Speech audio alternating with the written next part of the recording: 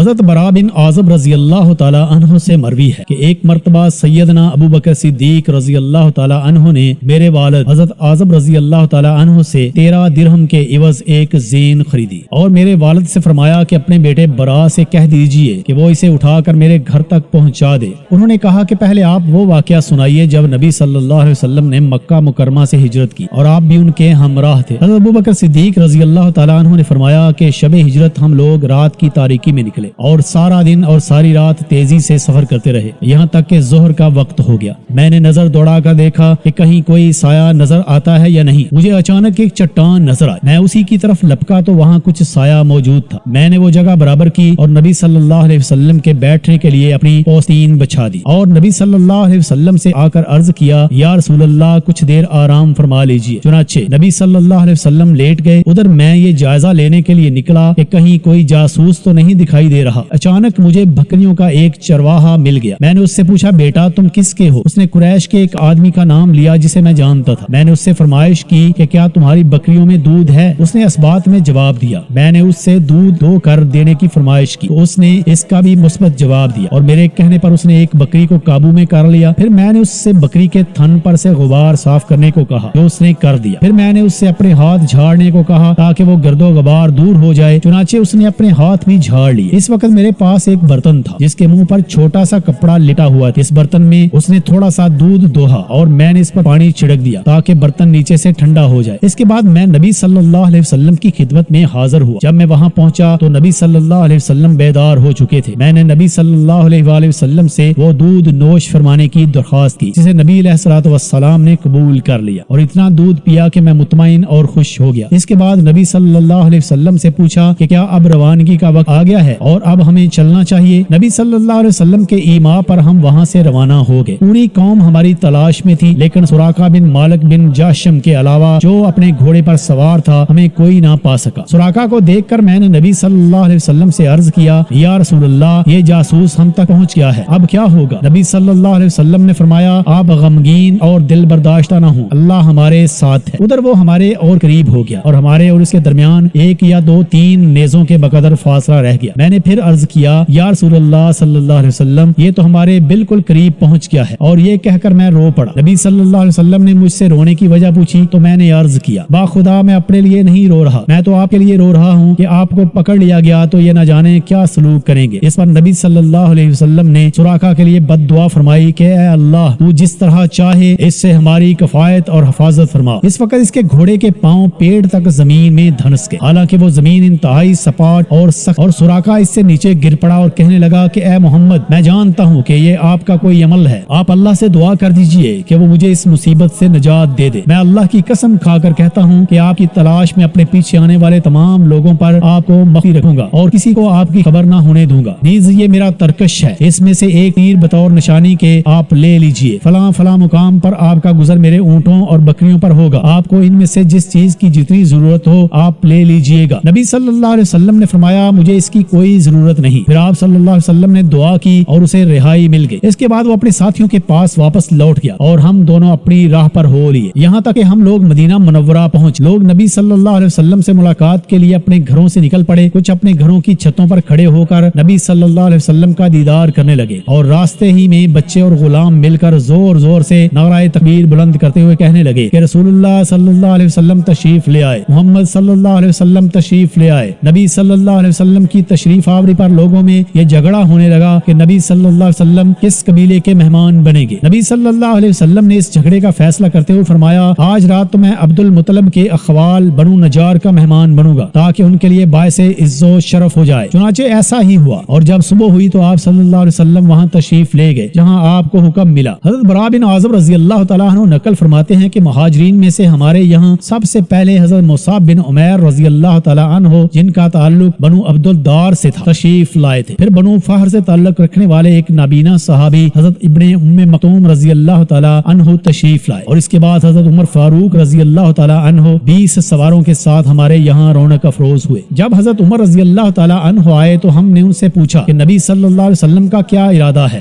انہوں نے بتایا کہ وہ بھی میرے پیچھے پیچھے آ رہے ہیں۔ چنانچہ کچھ ہی عرصے کے بعد نبی صلی اللہ علیہ وسلم بھی مدینہ منورہ میں جلوہ افروز ہو گئے اور حضرت ابو بکر رضی اللہ تعالیٰ عنہ بھی ساتھ آئے۔ حضرت برا براء رضی اللہ تعالیٰ عنہ یہ بھی فرماتے ہیں کہ نبی صلی اللہ علیہ وسلم کی تشریف آوری سے قبل ہی میں مفصلات کی متعدد صورتیں پڑھ اور یاد کر چکا تھا۔ راوی حدیث اسرائیل کہتے ہیں کہ حضرت براء بن عازب رضی اللہ تعالیٰ عنہ کا تعلق انصار کے قبیلہ بنو حارثہ سے تھا۔